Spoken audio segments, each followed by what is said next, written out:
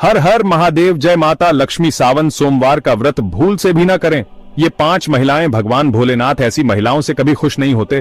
उल्टा लगता है घोर पाप घर में आएगी, भयंकर गरीबी, पूरा जीवन बर्बाद हो जाएगा। कहा जाता है कि सावन सोमवार में महादेव की पूजा के दौरान सुहागन महिला कोई भी गलती कर देती है तो इसका सीधा प्रभाव उनके बच्चे और पति पर देखने को मिलता है। यानी कि सुहागन को सावन सोमवार व्रत के दौरान कोई भी ऐसी गलती नहीं करनी है, जो कि आज की वीडियो में हम बताने वाले हैं।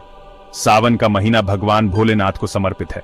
भोलेनाथ वैसे तो एक लोटा जल से ही प्रसन्न हो जाते हैं, लेकिन थोड़ी सी गलती से क्रोधित भी हो जाते हैं।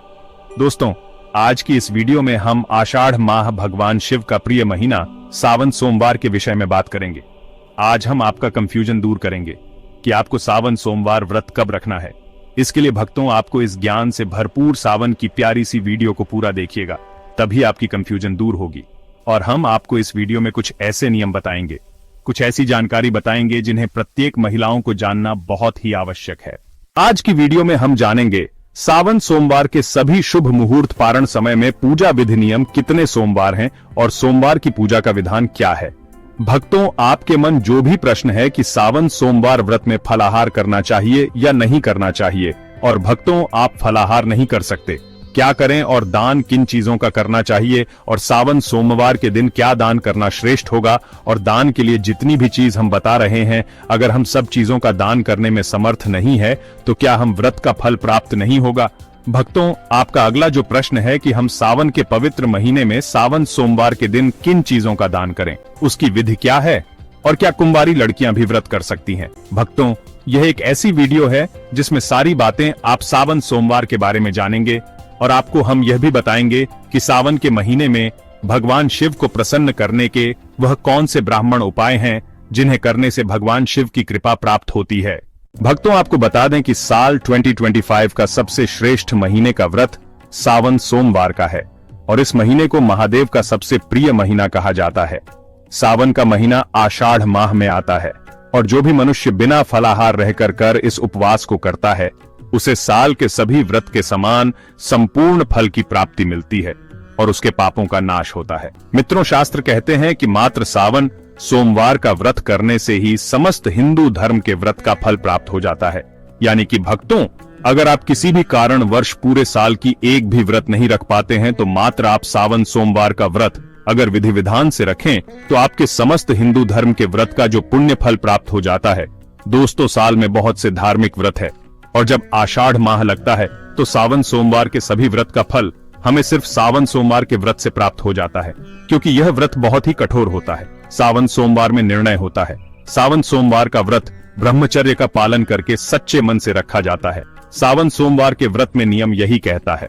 लेकिन इस व्रत में अगर बिना फलाहार रहकर हम पूरे विधि विधान के साथ भगवान भोलेनाथ की पूजा आराधना करते हैं, दान दक्षिणा देते हैं, ब्राह्मण को, जरूरतमंदों को दान देते हैं, जल का, अन्न का दान करते हैं, तो हमें समस्त सावन सोमवार का फल भी प्राप्त होते हैं। इस व्रत को देव व्रत भी कहा जाता है, क्योंकि सभी देवता, दानव हो, नाग हो गए, गंधर्व, किन्नर हो, नवग्रह हो, या सभी अपनी रक्षा के लिए और भगवान भोलेनाथ की कृपा पाने के लिए सावन सोमवार का व्रत करते हैं।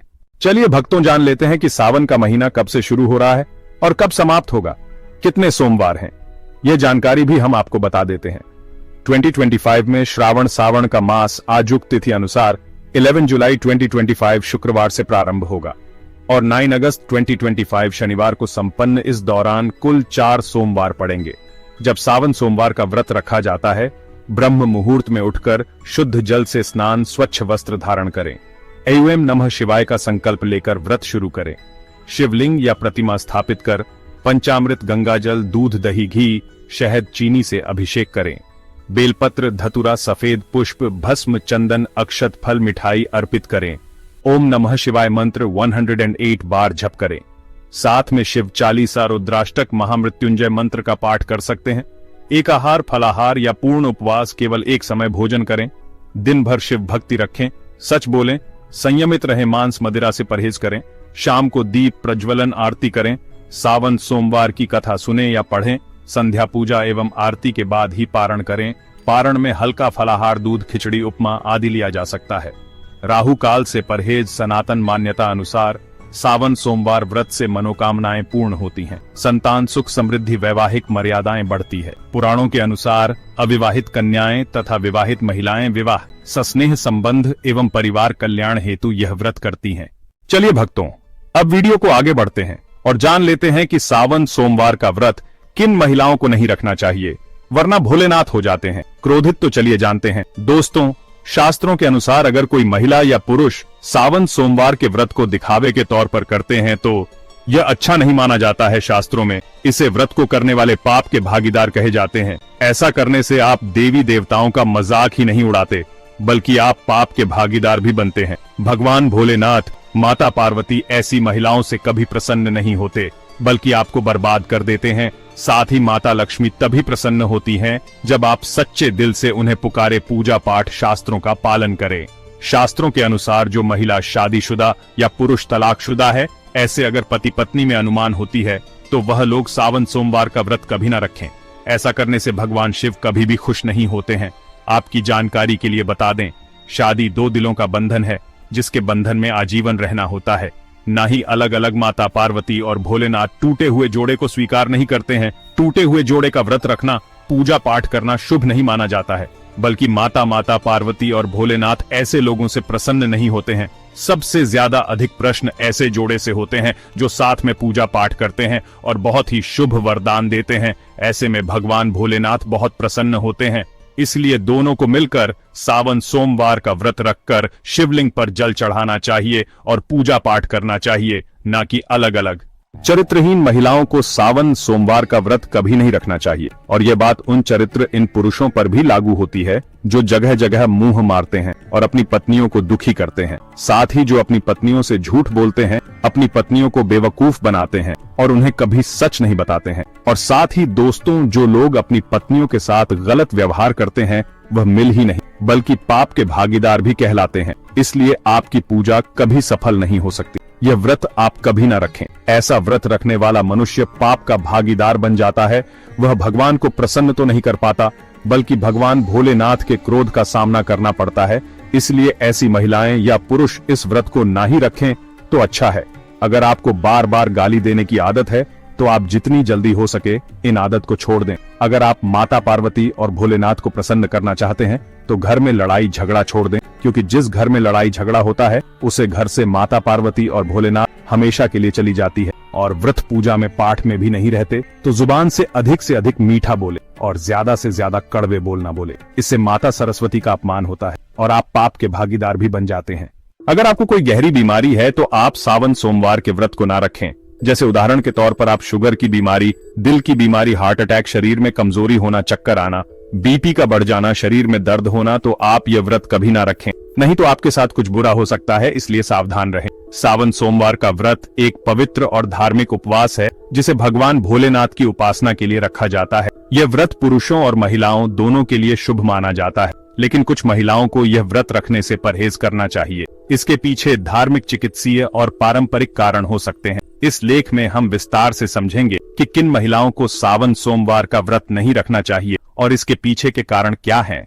गर्भवती महिलाओं को सावन सोमवार का व्रत नहीं रखना चाहिए, क्योंकि सावन सोमवार व्रत के दौरान भोजन और जल का अत्यधिक संयम किया जाता है, जिससे शरीर में ऊर्जा की कमी हो सकती है। गर्भावस्था के दौरान महिलाओं को उचित पोषण की आवश्यकता होती है और उपवास करने से कमजोरी, चक्कर आना या अन्य स्वास्थ्य समस्याएं हो सकती हैं। जैसे कि कई महिलाओं को व्रत के दौरान कुछ प्रॉब्लम होने लगती है, शरीर में पोषण की कमी, कमजोरी और चक्कर आना, गर्भस्थ शिशु के विकास पर असर, एसिडिटी और अपच की समस्या, रक्तचाप में उतार चढ़ाव। यदि कोई गर्भवती महिला व्रत रखना चाहती है तो उसे डॉक्टर से सलाह लेनी चाहिए और हल्का फलाहार ग्रहण करना चाहिए। जो महिलाएं अपने शिशु को स्तनपान करा रही हैं, उन्हें सावन सोमवार का व्रत नहीं रखना चाहिए, क्योंकि उनके शरीर को अतिरिक्त पोषण की आवश्यकता होती है। उपवास करने से दूध उत्पादन पर असर पड़ सकता है, जिससे शिशु को उचित पोषण नहीं मिल पाएगा। यदि कोई स्तनपान कराने वाली महिला व्रत रखना चाहती है तो उसे फल, दूध और अन्य पौष्टिक आहार लेकर उपवास करना चाहिए।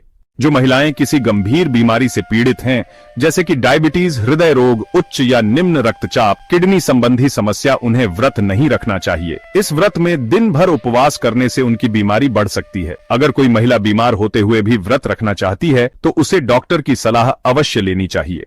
जो महिलाएं अत्यधिक कमजोर हैं या उन्हें एनीमिया खून की कमी है, उन्हें सावन सोमवार का व्रत नहीं रखना चाहिए। लंबे समय तक भूखे रहने से शरीर में आयरन और अन्य पोषक तत्वों की कमी हो सकती है, जिससे उनकी स्थिति और बिगड़ सकती है। हिंदू धर्म में मासिक धर्म के दौरान महिलाओं के लिए कुछ विशेष नियम बनाए गए हैं। धार्मिक मान्यताओं के अनुसार मासिक धर्म के दौरान महिलाओं को व्रत रखने की सलाह नहीं दी जाती, क्योंकि इस समय शरीर कमजोर रहता है और उन्हें पर्याप्त पोषण की आवश्यकता होती है। यदि कोई महिला मासिक धर्म के दौरान व्रत रखना चाहती है तो उसे हल्का भोजन और पर्याप्त मात्रा में पानी लेना चाहिए। अगर आप फिर भी व्रत रखना चाहते हैं तो आप किसी दूसरी महिलाओं के द्वारा व्रत रखवाकर उनसे पूजन करवा सकते हैं। जो महिलाएं मानसिक तनाव, डिप्रेशन या अन्य मानसिक रोगों से ग्रस्त हैं, उन्हें व्रत नहीं रखना चाहिए। उपवास से शरीर में ग्लूकोज की कमी हो सकती है, जिससे मानसिक स्थिति और खराब हो सकती है। यदि कोई महिला मानसिक रूप से परेशान होते हुए भी व्रत रखना चाहती है तो उसे हल्का आहार लेकर उपवास करना चाहिए। जो महिलाएं अत्यधिक मेहनत या शारीरिक श्रम करती हैं, जैसे कि खेतों में काम करने वाली महिलाएं, गृहिणी जो पूरे दिन घर का काम करती हैं, या ऑफिस में लंबे समय तक काम करने वाली महिलाएं, उन्हें व्रत नहीं रखना चाहिए। यदि कोई महिला व्रत रखना चाहती है तो उसे पर्याप्त मात्रा में तरल पदार्थ और हल्का आहार लेना चाहिए। उम्रदराज महिलाओं को सावन सोमवार का व्रत रखने से बचना चाहिए, क्योंकि इस उम्र में शरीर को अधिक पोषण और देखभाल की जरूरत होती है। लंबे समय तक भूखे रहने से उनकी सेहत पर बुरा प्रभाव पड़ सकता है। सावन सोमवार का व्रत एक धार्मिक अनुष्ठान है, लेकिन इसे रखने से पहले अपनी सेहत का ध्यान रखना जरूरी है। गर्भवती महिलाएं, स्तनपान कराने वाली माताएं, गंभीर बीमारियों से पीड़ित महिलाएं, मासिक धर्म के दौरान महिलाएं, मानसिक तनाव से ग्रस्त महिलाएं, अत्यधिक श्रम करने वाली महिलाएं और बुजुर्ग महिलाओं को व्रत से बचना चाहिए। यदि कोई महिला व्रत रखना चाहती है तो उसे हल्का आहार और तरल पदार्थ लेकर व्रत करना चाहिए, ताकि उसकी सेहत पर कोई नकारात्मक प्रभाव न पड़े। भक्तों, चलिए मैं आपको अब एक सावन सोमवार से जुड़ा आपको एक ऐसा उपाय बता देता हूँ। अगर जिसे हर एक सुहागन महिलाएं उस दिन कर लेती हैं, तो समझो वह भगवान भोलेनाथ का असीम आशीर्वाद प्राप्त करेंगे। जो महिलाएं होती हैं, उन महिलाओं को पूजा पाठ करते समय बस एक बात याद रखना है। आपको क्या करना है, जब भी आप पूजा पाठ करने जाएं तो आपको आपका पूरा श्रृंगार, अन्य जो औरतों का 16 श्रृंगार होता है, और हो सके तो भक्तों आप जैसे 16 श्रृंगार कर रहे हैं तो उसमें जो आपका सिंदूर होता है, हो सके तो आप उस दिन अपना शादी वाला सिंदूर ही उसे करें और उसके बाद अपनी मांग को भरें। आपको क्या करना है कि आपका जो शादी वाला सिंदूर होता है, जो नॉर्मल सिंदूर होता है, उसमें आपको इसका थोड़ा सा हिस्सा मिला लेना है। अब उसके बाद उसे सिंदूर से ही आपको मांग भरनी है। कहा जाता है कि जो आपका शादी का सिंदूर होता है वह काफी ज्यादा शास्त्रों में शुभ बताया गया है। अगर आप कोई भी चीज त्योहार में उस सिंदूर से मांग भरती हैं, तो समझो आपके पति की उम्र आपसे दुगनी हो जाएगी। पूरे 16 श्रृंगार करने के बाद ही आपको पूजा पाठ आराधना करना है, क्योंकि 16 श्रृंगार पति की लंबी आयु के लिए पहने जाते हैं। इसी अवधि में आपको पूजा अर्चना करना है और अपनी जो भी मनोकामना है, इच्छा है, वह बोल देना है। इससे आपकी इच्छा भगवान भोलेनाथ शीघ्र जल्द ही मनोकामना पूर्ण होगी। दोस्तों, आज की शास्त्रों संबंधित वीडियो में यह जानकारी आपको कैसी लगी, हमें कमेंट बॉक्स में जरूर बताएं, और ऐसे इंटरेस्टिंग वीडियो देखने के लिए चैनल को सब्सक्राइब जरूर करें। हर हर महादेव। धन्यवाद।